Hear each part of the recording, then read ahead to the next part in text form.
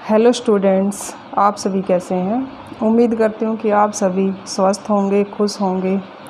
जो आज का हमारा वीडियो है वो हमारी 12वीं क्लास की जो अर्थशास्त्र विषय की जो बुक है उसका जो पार्ट 1 है व्यष्टि अर्थशास्त्र, उसका चैप्टर नंबर 3 रहेगा।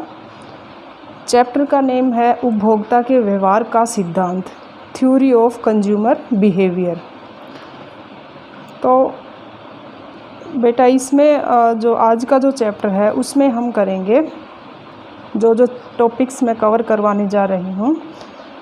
उपभोक्ता व्यवहार की धारणा, उपभोक्ता बजट, उपभोक्ता की प्राथमिकताएं, तटस्थ वक्र, तटस्थ मानचित्र, तटस्थ वक्र की मुख्य विशेषताएं, और लास्ट में हम कवर करेंगे उपभोक्ता संतुलन। क्योंकि हमारा जो चैप्टर है वो संतुलन, वो उपभोक्ता के व्यवहार पे केंद्रित है। तो बेटा जैसे कि उपभोक्ता के व्यवहार का सिद्धांत, जैसा कि इस चैप्टर के नेम से ही क्लियर है कि उपभोक्ता के व्यवहार, हम उपभोक्ता के व्यवहार की बात कर रहे हैं। और एक व्यक्ति उपभोक्ता कब होता है? जब वो वस्तुएं सेवाएं खरीदता है, उनका प्रयोग करता है। तो यहाँ पे हम उपभोक्ता के व्यवहार की बात कर रहे हैं। तो व्यवहार क्या हुआ कि जब वो वस्तुएं और सेवाएं खरीदता है तो उसके पास जो उसकी लिमिटेड इनकम है, जो एक सीमित आय है, उसके द्वारा वो उन वस्तुओं और सेवाओं पर किस प्रकार खर्च करता है ताकि उसको अधिकतम संतुष्टि मिल सके।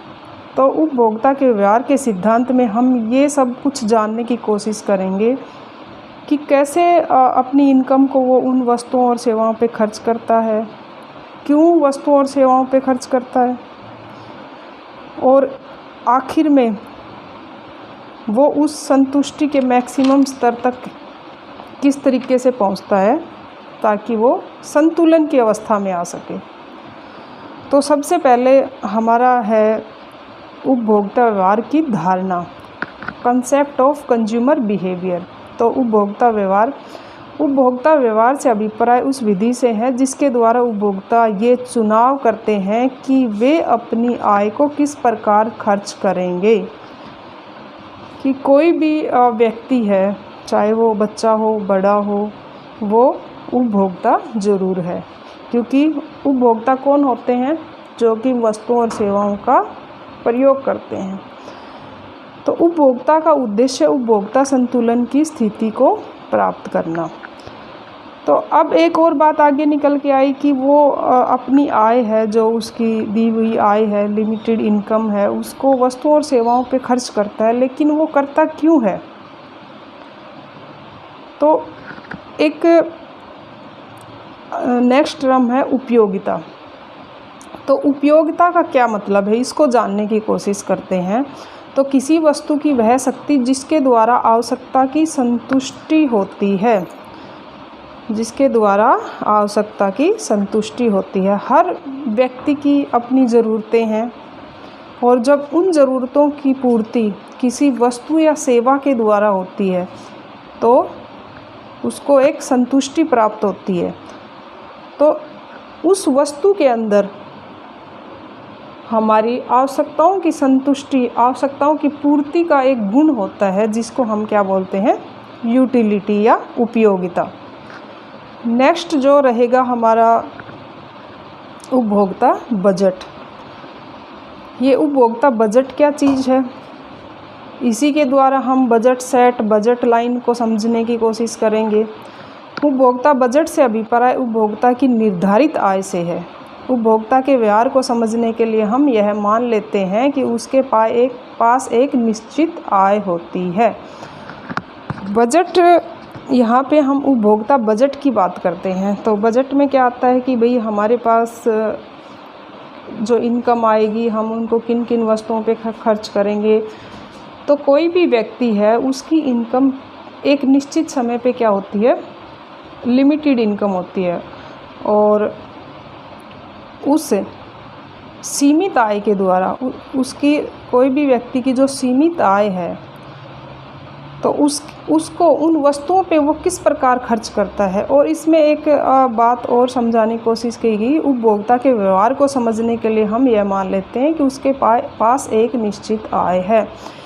यदि किसी व्यक्ति के पास अनिश्चित आय है, मतलब वो जितना चाहे उसको पैसे मिलते रहें, तो वो कभी भी ये समझने की या ये सोचेगा ही नहीं कि मुझे किसी भी वस्तु पर, कोई भी वस्तु खरीदने के लिए मुझे सोचने की ज़रूरत है, क्योंकि वो खर्च करता चला जाएगा और उसके पास पैसे आते जाएंगे। अगर हम ये मान लें कि किसी व्यक्ति के पास अनलिमिटेड इनकम है, असीमित आय है, तो असीमित आय अगर किसी व्यक्ति की है तो ये थ्योरी यहाँ पे काम नहीं करेगी, क्योंकि इस संसार में सभी व्यक्तियों की लिमिटेड आय है। और वो लिमिटेड कैसे है कि एक जो आम आदमी है उसकी आवश्यकताएं उसके अनुरूप हैं, या फिर कोई एक अरबपति है तो उसकी आवश्यकताएं उसके अनुरूप है, लेकिन उसकी आवश्यकताओं के सामने, उसकी ज़रूरतों के सामने, उसकी इच्छाओं के सामने वो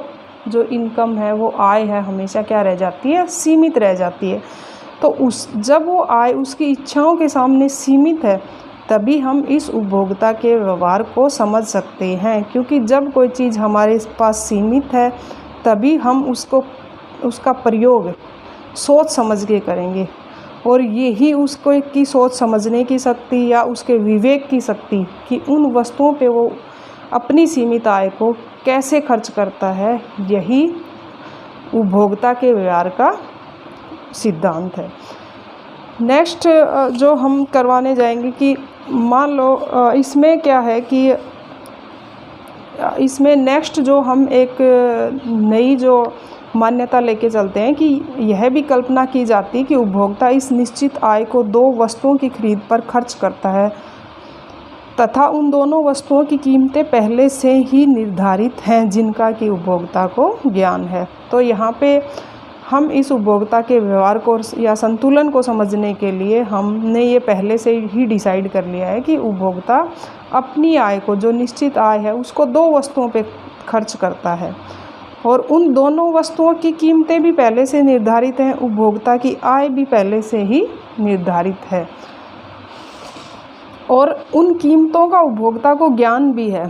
तो अगर मान लो कि उपभोक्ता के पास 60 रुपये हैं, कितने रुपए हैं, 60 रुपये, तो वो उन दो वस्तुओं पर किस प्रकार से खर्च कर सकता है।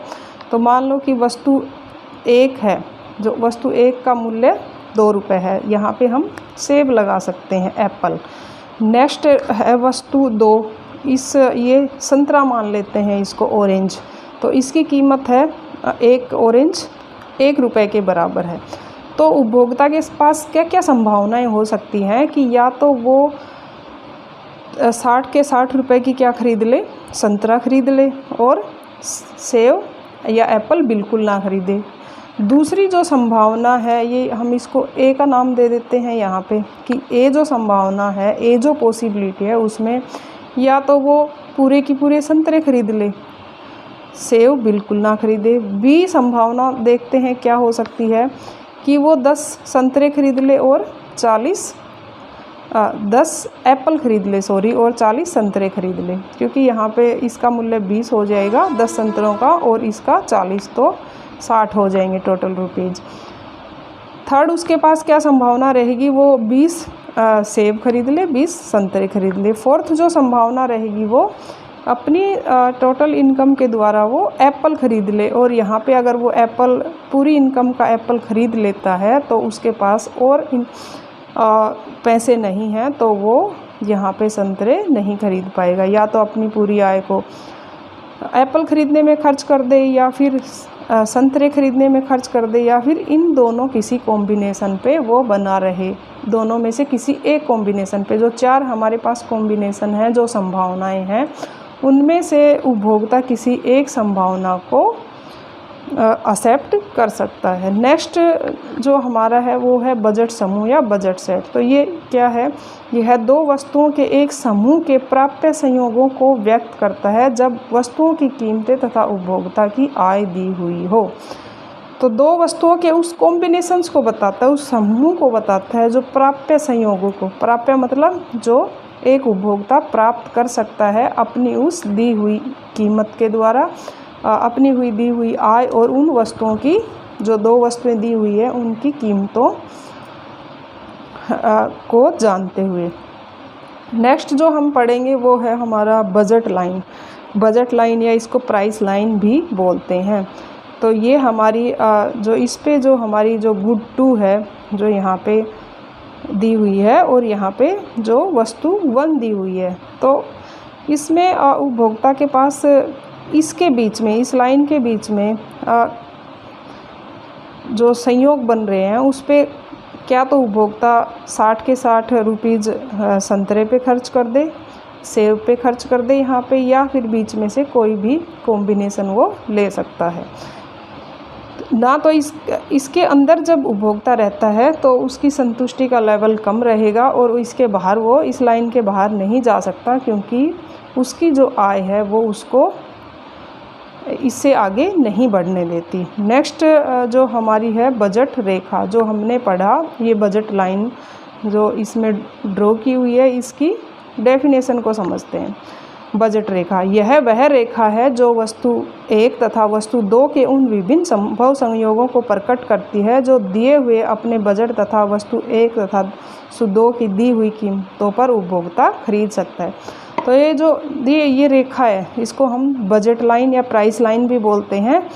ये किसको प्रकट करती है? दो वस्तुओं के विभिन्न संयोग को, कॉम्बिनेशंस को। और इसमें जो उपभोक्ता है वो अपने बजट या अपनी सीमित आय तथा उन वस्तुओं की कीमतों, जो वस्तुओं की कीमतें भी दी हुई हैं और उपभोक्ता की आय भी दी हुई है, तो उन वस्तुओं के संयोगों को वो खरीद सकता है।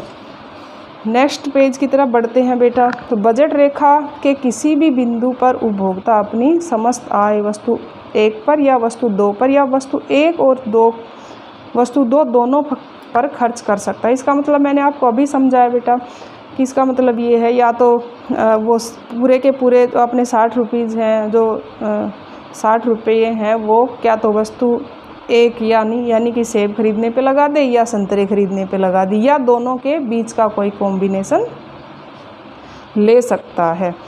नेक्स्ट जो चीज़ है वो है कि प्राप्य अथवा संभाव्य तथा अप्राप्य या असंभाव्य संयोग। इंग्लिश में बोलेंगे इसको अटेनेबल या फीजिबल, और ये रहेगा नॉन अटेनेबल या नॉन फीजिबल कॉम्बिनेशंस। तो इसमें जो हमारी ये जो प्राइस लाइन है या बजट लाइन है, इसके अंदर का कुछ एरिया है और बाहर का कुछ एरिया है। जो अंदर का या इस लाइन पे जो एरिया है वो हमारे लिए फीजिबल या अटेनेबल कॉम्बिनेशन है, उनको हम प्राप्त कर सकते हैं हमारी दी हुई इनकम पर। और जो बाहर जो एरिया इसका गिवन है उस पर हम ये जो हमारे लिए वो रहेगा नॉन अटेनेबल, यानी कि अप्राप्य, असंभाव्य। हमारी जो गिवन इनकम है उस पर हम उसको खरीद नहीं सकते। लेकिन उपभोक्ता इस लाइन पर रहने की कोशिश करता है, क्योंकि इसके अंदर का जो एरिया है वो उसकी संतुष्टि को अधिकतम नहीं करेगा। नेक्स्ट है कि उपभोक्ता की प्राथमिकताएं। उपभोक्ता की प्राथमिकताएं क्या रहेंगी? नेक्स्ट संतरा सेबों के लिए तो जो डिफरेंट कॉम्बिनेशंस हैं वो बताए हुए हैं कि उपभोक्ता किसी वस्तु के जो संयोग है वो ABCD जो मैंने पीछे समझाया था अभी, वो खरीद सकता है। लेकिन एक बात और निकल के आती है कि जो उपभोक्ता है उसको ये जो 4 कॉम्बिनेशंस हैं, जो उसकी दी हुई इनकम पर जो 2 वस्तुओं के 4 कॉम्बिनेशंस हमारे सामने निकल के आए हैं, वो उसको समान संतुष्टि देते हैं। और उस समान संतुष्टि देते हैं, इसके लिए उपभोक्ता क्या रहता है? तटस्थ रहता है, इनडिफरेंट रहता है, कि उसको समझ में ये नहीं आता कि वो कौन से संयोग को खरीदे। इसका मतलब ये है कि उसको वो सभी संयोग समान संतुष्टि देते हैं। तो ये आखिर में जब उपभोक्ता किसी एक संयोग का चुनाव करेगा, और वो किसके द्वारा हम समझेंगे? उपभोक्ता के संतुलन के द्वारा। नेक्स्ट है हमारा तटस्थ समूह, इनडिफरेंस सेट। यह 2 वस्तुओं के संयोगों का समूह है जो उपभोक्ता को संतुष्टि का समान स्तर प्रदान करता है, इसलिए वह इन संयोगों के बीच तटस्थ है। या ये बेटा वो सेम ही बात है कि उपभोक्ता इन जो 4 कॉम्बिनेशंस जो दो वस्तुओं के जो 4 संयोग हमें दिए हुए हैं वो उपभोक्ता को समान संतुष्टि प्राप्त करते हैं, इसीलिए उपभोक्ता क्या है, तटस्थ है या इंडिफरेंट है। नेक्स्ट जो हम समझेंगे, इससे एक बात और निकल के आती है कि ह्रासमान सीमांत प्रतिस्थापन दर का नियम और उपभोक्ता की प्राथमिकताएं। तो इसमें हमें क्या समझना है बेटा, ह्रासमान सीमांत प्रतिस्थापन दर में कि जब उपभोक्ता, जैसे मैंने अभी आपको पीछे बताया कि उपभोक्ता के सामने किसी दो वस्तुओं के 4 कॉम्बिनेशंस दिए हुए हैं और उपभोक्ता को उसमें से किसी एक संयोग को या कॉम्बिनेशन को खरीदना है। लेकिन मान लो कि उपभोक्ता ने एक कॉम्बिनेशन ले लिया।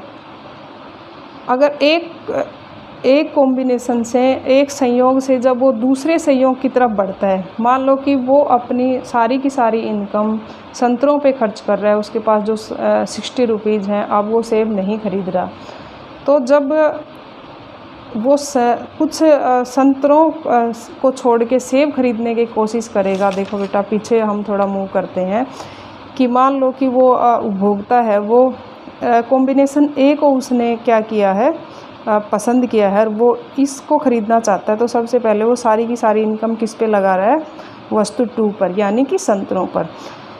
तो नेक्स्ट अगर अब उसका विचार ये है कि वो बी कॉम्बिनेशन को ख़रीदे, कि मतलब कि 60 रुपीज़ 60 संतरे यहाँ पे ख़रीद रहा था, नेक्स्ट इस पे मूव करे, इसके बाद में मान लो वो इस पे मूव करे, तो जब वो संतरों से सेब की तरफ आगे बढ़ेगा तो वो संतरे की एक इकाई के लिए, सेब की एक इकाई के लिए संतरों की अधिक इकाइयाँ छोड़ने के लिए तैयार होगा। फिर उसके बाद में जब वो नेक्स्ट फिर एक संतरा और लेगा तो उसकी इकाइयाँ छोड़ेगा, लेकिन थोड़ी कम छोड़ने के लिए तैयार होगा। इसको मैं आगे क्लियर करती हूँ कि जैसे जैसे उपभोक्ता के पास किसी वस्तु की मात्रा बढ़ती है, वैसे वैसे उस वस्तु की इच्छा की गहनता कम होती चली जाती है। कि अभी मैंने समझाया था कि अब जैसे ये देखिए बेटा, नेक्स्ट इस लाइन को भी पहले समझते हैं। इसके विपरीत जैसे जैसे उपभोक्ता के पास किसी वस्तु की मात्रा कम होती चली जाती है, वैसे वैसे उस वस्तु की इच्छा की गहनता बढ़ती जाती है। अब यहाँ पे मैं आपको कुछ कॉम्बिनेशंस दिखाने की कोशिश कर रही हूँ कि यहाँ पे ABCD 4 कॉम्बिनेशंस हैं। तो मान लो कि सबसे पहले ए कॉम्बिनेशंस पे हम हैं, ए संयोग के ऊपर उपभोक्ता है। तो वो वस्तु यहाँ पे ये सेब दिए हुए हैं, यहाँ पे क्या है, संतरे हैं। तो एक मिनट, अब क्लियर थोड़ा हो जाएगा। तो संतरे वो 10 खरीद रहा है और सेब वो 1 खरीद रहा है। तो इसमें अब हम अगर वो इस कॉम्बिनेशन से इस कॉम्बिनेशन की तरफ बढ़ता है, बी संयोग की तरफ, तो अब उसने एक सेब, यहाँ से एक सेब पहले ख़रीद रहा था, अब 2 खरीद रहा है। इसने क्या कर दिया, 1 बढ़ा दिया, एक सेब उसका क्या हो गया है, यहाँ पे बढ़ गया है। तो उसके लिए उसने ये देखो 3 संतरे कम कर दिए हैं, उसको 3 संतरे कम करने पड़े हैं। तो यहाँ पे जो हमारा सीमांत प्रतिस्थापन की दर रही है वो 3:1 रही है, क्योंकि उसने एक सेब के लिए 3 संतरों को छोड़ना पड़ा। नेक्स्ट जो सी कॉम्बिनेशन है उस पे देखिए कि अब की बार उसने एक सेब और लिया है, बढ़ा दिया है, तो उसको कितने संतरे छोड़ने पड़े, 2 संतरे, यहाँ पे -3, यहाँ पे -2। ठीक है, तो ये हमारा जो सीमांत प्रतिस्थापन की दर रही यहाँ पे 2:1 रही। नेक्स्ट जब उसने एक सेब और बढ़ाया है तो उसको यहाँ पे कितना छोड़ना पड़ा, -1। तो इससे हमारे पास जो हम सीमांत प्रतिस्थापन की दर है वो घटती हुई है। इसका मतलब क्या है कि बेटा जब वो नेक्स्ट टाइम जब वो एक सेब को बढ़ा रहा है, तो पहले उसने संतरा 3 छोड़े थे, पर अब की बार उसने 2 छोड़े, फिर उसके बाद में उसने 1 छोड़ा जब उसने एक सेब को बढ़ाया। और यहाँ पे हमारी सीमांत प्रतिस्थापन की दर वो 3:1 थी, फिर 2:1 हुई, फिर 1:1। इससे जो निष्कर्ष है वो क्या निकल के आया भाई, इस जो टेबल के द्वारा हमने समझने का कोशिश की कि इससे निष्कर्ष क्या निकल के आया। तो निष्कर्ष ये है बेटा कि जैसे जैसे उपभोक्ता के पास किसी वस्तु की मात्रा बढ़ती जाती है, वैसे वैसे उस वस्तु की इच्छा की गहनता कम होती चली जाती है।